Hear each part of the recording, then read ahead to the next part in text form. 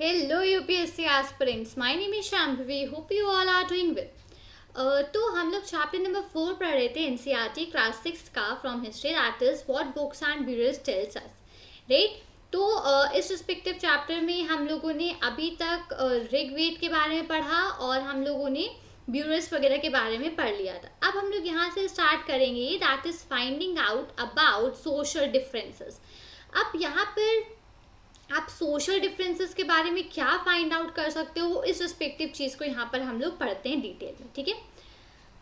Archaeologist think that objects found with the skeleton probably belong to the dead person. अब obvious सी बात है कि अगर कोई that archaeologist think that archaeologist ऐसे सोचते हैं कि जो objects found with the skeleton के साथ जो ऑब्जेक्ट्स अगर फाइंड आउट होते हैं तो probably belong to the dead person, तो वो प्रोबेबली डेड पर्सन का ही होगा। Sometimes more objects are found in one grave than in another. कई बार ऐसा होता है कि एक ग्रेव में बहुत ज़्यादा ऑब्जेक्ट्स फाइंड होते हैं, उसी के बजाय दूसरे ग्रेव में, मतलब कि दूसरे ब्यूरल में कम फाइंड आउट होते हैं। तो अब यहाँ पे हेयर वन स्केल, अब ब्रह्मागिरी एक जगह है, तो वहाँ पे क्या होता है, वहाँ पे एक स्केलेटन वॉज बरीड, वहाँ पे एक स्केलेटन बरीड था, मतलब कि एक इंसान को बरी किया गया होगा। आफ्टर दैट उसका स्केलेटन बचा वापस ओनली। तो उस स्केलेटन में क्या था, उसमें स्केलेटन के साथ 33 gold beads, 2 stone beads, 4 copper के bangles and 1 conch shell. Conch shell मतलब कि एक शेल टाइप का होता है, ठीक है। तो उस स्केलेटन के साथ और क्या क्या बरी मिला था, 33 गोल्ड बीट्स मिले थे, 2 स्टोन बीट्स मिले थे, 4 कॉपर बैंगल्स और 1 कॉन्च शेल। ये सारी चीज़ें मिली थी उस स्केलेटन के साथ बरीड। तो other skeletons have only a few pots, और जो बचे कुछ वहाँ के स्केलेटन्स थे उनमें सिर्फ कुछ मटके, कुछ पॉट्स ही थे।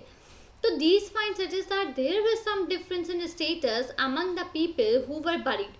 तो इससे ये पता चलता है कि वहाँ पे जो लोग थे, लोगों के स्टेटस, लोगों में डिफरेंस था उनके स्टेटस के हिसाब से, जो लोग वहाँ पे बरी हुए थे।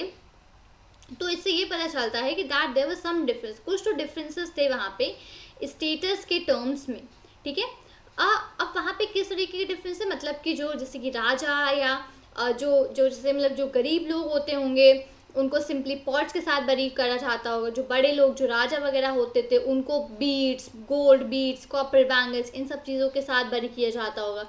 तो इससे status of among the people में भी यहाँ पे डिफरेंसेस समझ आते हैं। Some were rich, other poor, some chiefs, other followers. कुछ अमीर थे तो बचे कुछ गरीब थे, कुछ उसमें चीफ्स थे तो उन, और जो कुछ उसमें जो उनको फॉलो करते थे वो लोग थे। तो इस हिसाब से जो डिफरेंसेस थे वो स्टेटस के हिसाब से डिफरेंसेस हुआ करते थे, और उसी हिसाब से लोगों को बरी भी किया जाता था, उनके साथ जो सामान रखा जाता था उसी हिसाब से वो सामान रखा जाता था। अब जैसे कि जो पुअर लोग हैं वो उन्होंने सिर्फ पॉट्स रख दिए, जो रिच हैं उन्होंने उनके साथ बहुत सारे ऑर्नामेंट्स वगैरह सब चीज़ें रखी। तो इस तरीके से एक स्टेटस पे डिफरेंस शो होता था, ठीक है।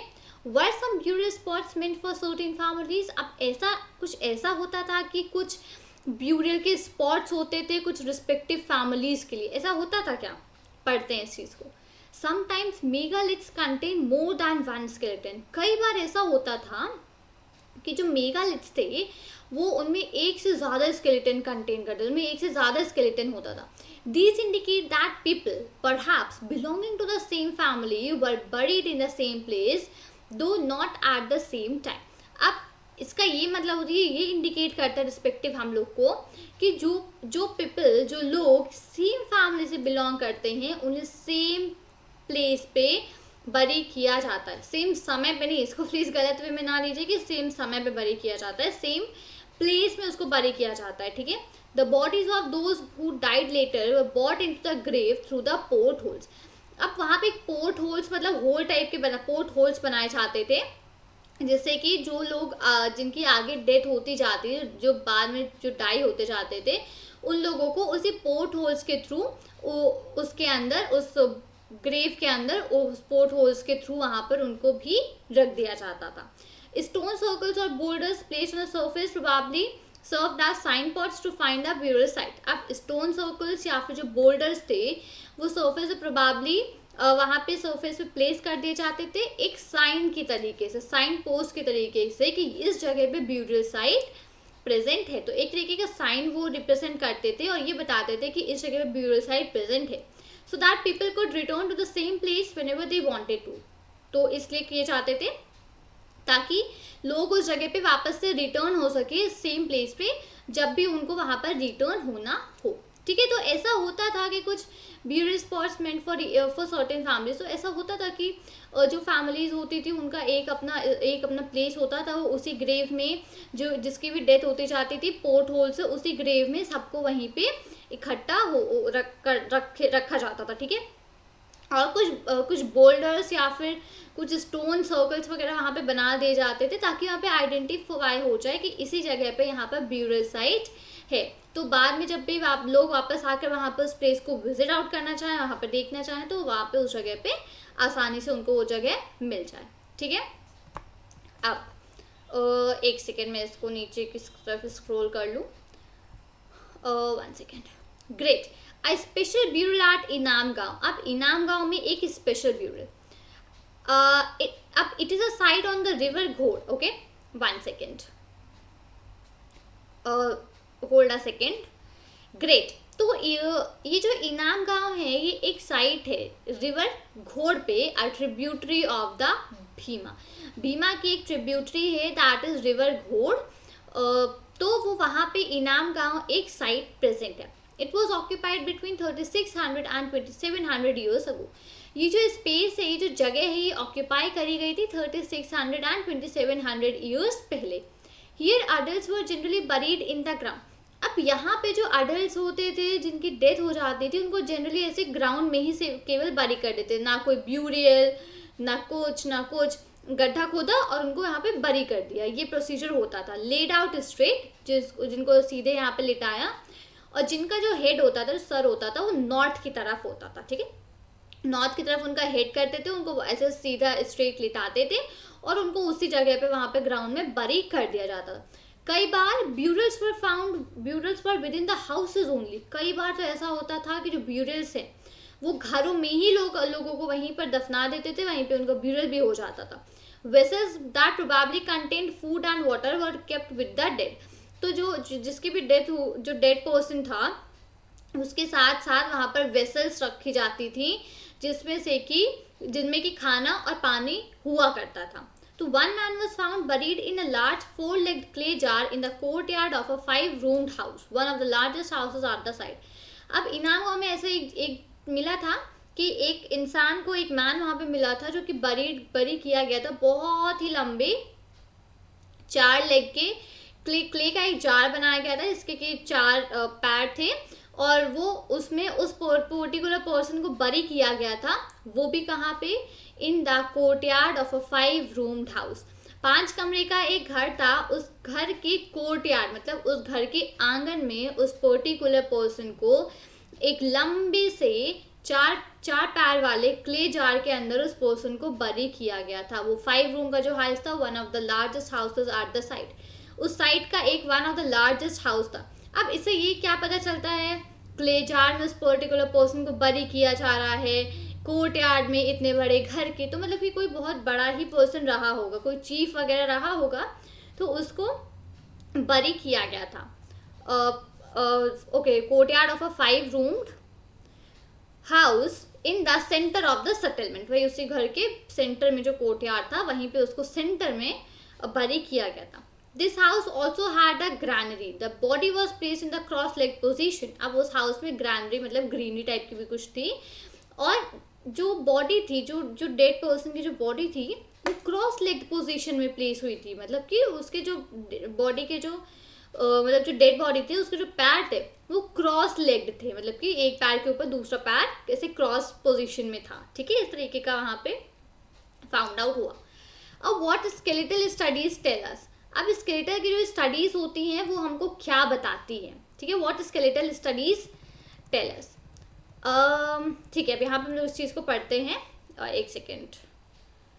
Is it easy to make out the skeleton of a child from its smaller size. अब क्या ऐसा हो सकता है, क्या is it easy to make, क्या ये आसान है ऐसा बनाना जो कि make out the skeleton of a child from its small size, उसके छोटे साइज से उसको जो स्केलेटन उस चाइल्ड का बनाना आसान हो सकता है। However there are no major differences in the bones of a girl and a boy. Generally कोई भी गर्ल की बोन्स या बॉयज़ की बोन्स में कोई ऐसा बहुत ज़्यादा डिफरेंस नहीं होता है। तो क्या हम लोग ये प्रेडिक्ट कर सकते हैं कि वो जो स्केलेटन था वो मैन का था या विमेन का था? क्या हम इस चीज़ को पता कर सकते हैं? जनरली इसी बेसिस पे हम डिसाइड कर सकते हैं कि उसमें क्या फाइंड आउट उस स्केलेटन के साथ और क्या चीज़ें मिली थी। जैसे कि स्केलेटन के साथ अगर ज्वेलरी मिली थी तो समटाइम्स हम लोग ये सोच सकते हैं कि वो विमेन का स्केलेटन था।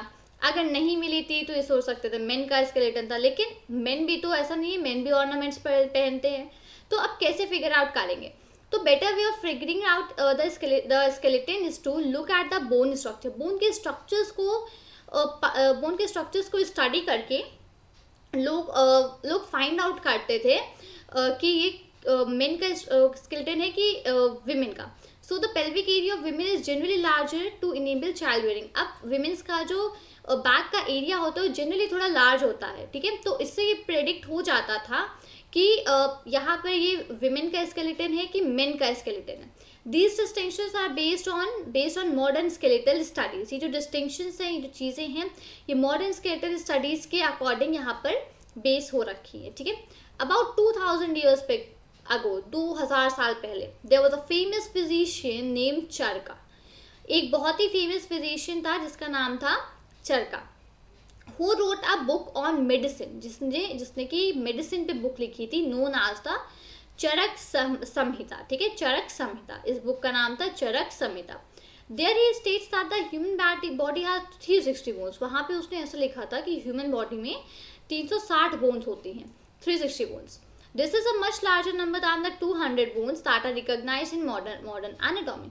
मॉडर्न एनाटॉमी में क्या हम लोग को बताया जाता है कि 200 बोन्स होती हैं। तो 360 काफ़ी लार्ज नंबर है, 200 से अराउंड 160 बोन्स का difference.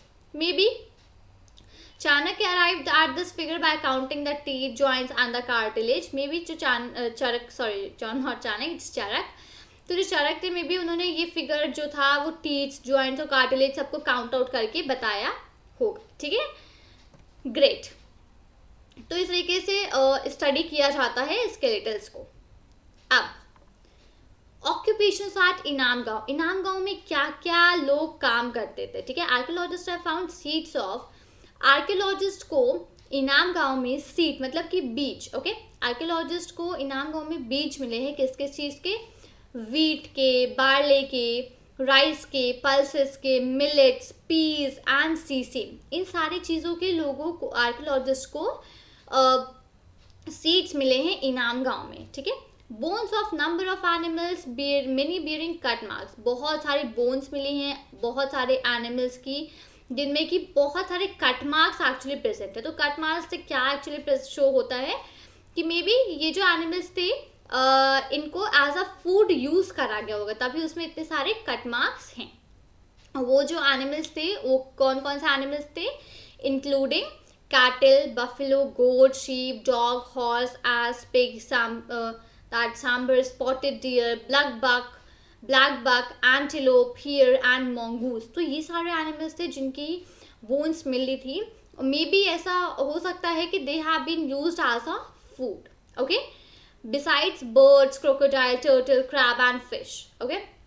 This is evidence that fruits such as bear, amla, jamun, dates and a variety of berries were collected. ये there is a evidence, वहाँ पे ऐसा भी evidence मिला है, ऐसे भी कुछ चीज़ें मिली हैं, जैसे कि ये कहा जा सकता है कि जो लोग थे वो बहुत अच्छे मतलब बेरीज, वेराइटी ऑफ बेरीज को कलेक्ट करते थे एज अ फ्रूट। बहुत सारे फ्रूट्स को कलेक्ट करते थे जैसे कि बेर, आमला, जामुन, डेट्स और वेराइटी ऑफ बेरीज। तो इन सब चीज़ों को भी लोग कलेक्ट किया करते थे। तो ये वहाँ पर ऑक्यूपेशन एट इनाम गांव, तो ये सारी चीज़ें वहाँ पर मेंशन आउट है। एल्सवेयर अराउंड 3500 ईयर्स अगो, 3500 साल पहले, we found some of the first evidence of writing in China. हम लोग को चाइना में फर्स्ट एविडेंस मिला था राइटिंग का, ठीक है, 3500 years ago. These writings were on animals bones.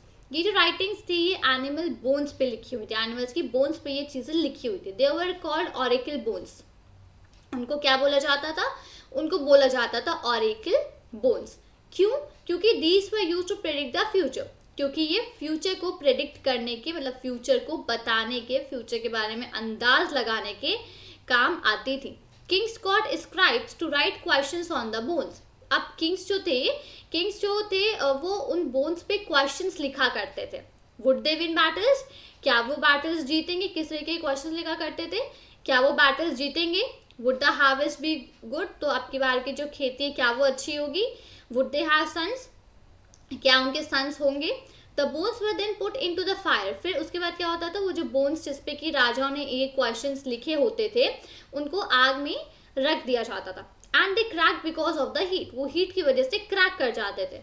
Then fortune tellers studied these cracks, फिर जो फॉर्च्यून टेलर्स होते थे, जो मतलब कि जो ज्योतिषी करते हैं या जो आपके लक को बताते हैं, तो फॉर्च्यून टेलर्स जो चीज़ों को बताते हैं वो इसको स्टडी करा करते थे, जो क्रैक्स वहाँ पे जनरेट होते थे हीट की वजह से। अब आप बोन को हीट में रख दोगे तो क्रैक हो जाएगी। अब उसमें जो क्रैक्स होते थे उसको स्टडी करते थे और try to predict the future, और फ्यूचर को प्रेडिक्ट करने की कोशिश करते थे। As you may expect they sometimes made mistakes, जैसे कि सबसे हो जाती है, कई बार उनसे गलतियां भी हो जाती थी। These kids lived in palaces in cities. अब ये जो राजा हैं जिनके बारे में यहाँ बात हो रही है, जो कि बोन्स ऑफ द एनिमल्स पे लिखा करते थे, वो कहाँ रहते थे। They lived in the palaces in cities, उनके पैलेस थे सिटीज में, वो वहीं पे रहा करते थे। They amassed vast quantities of wealth, including large, elaborately decorated bronze vessels. However, they did not know the use of iron. अब उनके पास क्या क्या चीज़ें होती थी, उनके पास वेल्थ की बहुत सारी वेल्थ होती थी, बहुत सारा पैसा होता था, बहुत सारे बड़े बड़े उनके पास डेकोरेटेड ब्रॉन्ज के वेसल्स, मतलब कि ब्रॉन्ज के वेसल्स आप ये समझ लो कि कंटेनर टाइप के, ठीक है, वेसल्स हुआ करते थे। बट उनको आयरन का यूज़ नहीं पता था, उनको ये नहीं पता था कि आयरन किस लिए यूज होता है उस टाइम पे, ठीक है। तो यहाँ पे ये रिस्पेक्टिव चैप्टर हम लोग का होता है आज फिनिश। तो इस पर्टिकुलर वीडियो में हम लोगों ने समझा किस किस चीज़ों के बारे में, हम लोगों ने समझा सोशल डिफरेंसेस के बारे में कि और फिर हम लोगों ने समझा कि क्या जो ब्यूरल स्पॉट्स थे वो सर्टेन फैमिलीज के लिए अलग अलग बनाए जाते थे। स्पेशल ब्यूरल, हम लोगों ने इनाम गांव में एक स्पेशल ब्यूरल के बारे में पढ़ा। What skeletal studies tell us, skeletal की जो स्टडीज होती है वो हमको क्या बताती है ये पढ़ा। इनाम गांव में क्या क्या ऑक्यूपेशंस होती थी वो पढ़ा। और इस चैप्टर का हम लोगों ने एल्सवेयर पढ़ा कि पहले कैसे लोग मतलब कि किस तरीके से वो फ्यूचर को प्रेडिक्ट करते थे। तो उसके लिए एक सिंपल सा यही तरीका था, जो किंग्स होते थे वो बोन्स पे कुछ भी क्वेश्चंस लिखते थे और उस बोन को फिर फायर में रख दिया जाता था। उसमें जिस तरीके से हीट की वजह से जिस तरीके के क्रैक्स आते थे, फिर उसको जो फॉर्च्यून टेलर्स होते थे वो उन क्रैक्स को पढ़ते थे और फ्यूचर को प्रेडिक्ट करते थे। ये प्रोसीजर यूज होता था, राइट। सो उम्मीद करती हूँ कि आपको ये पूरा चैप्टर यहाँ पे काफ़ी अच्छे समझ में आया होगा। That is what books and burials tells us, books और ब्यूरल्स हमको क्या बताते हैं, ये आपको चैप्टर अच्छे समझ में आया होगा। आपने इसको काफ़ी डिटेल में मेरे साथ पढ़ा होगा और आपको इसमें जो भी चीज़ें मैंने इंपॉर्टेंटली बताई प्लीज़ इसको याद रखिए, वरना पेपर के टाइम पे क्या होता है, पेपर के टाइम पे आप यही सोचते रह जाते हो कि हमने ये चीज़ पढ़ी तो थी बट कहाँ पढ़ी थी, ये चीज़ याद नहीं आती है। उसको जहाँ पे ज़रूरत होती है वहाँ याद नहीं आएगी, फिर बाद में इधर उधर आपको सब चीज़ें याद आती है। तो ये चीज़ें ना होए, आप अच्छे से अपना पेपर दीजिए। तो उसके लिए प्लीज़ मेक श्योर करें कि आप इंपॉर्टेंट पॉइंट्स को नोट डाउन अपने आप अपनी लैंग्वेज में करें। अगर आप अपने लैंग्वेज में कोई चीज़ पढ़ते हो तो ज़्यादा याद होती है, ज़्यादा समझ में आती है और रिवाइज करने के टाइम पे भी काफ़ी आसानी होती है, ठीक है। तो मिलती हूँ आपसे नए वीडियो के साथ। अगर आपको वीडियो अच्छा लगा हो तो वीडियो को लाइक करें, वीडियो पे कमेंट करें और वीडियो को अपने फ्रेंड्स के साथ शेयर करना मत भूलिएगा। चैनल को सब्सक्राइब करिए। मिलती हूँ आपसे नए वीडियो के साथ। Till then thank you and take care. Jai Hind.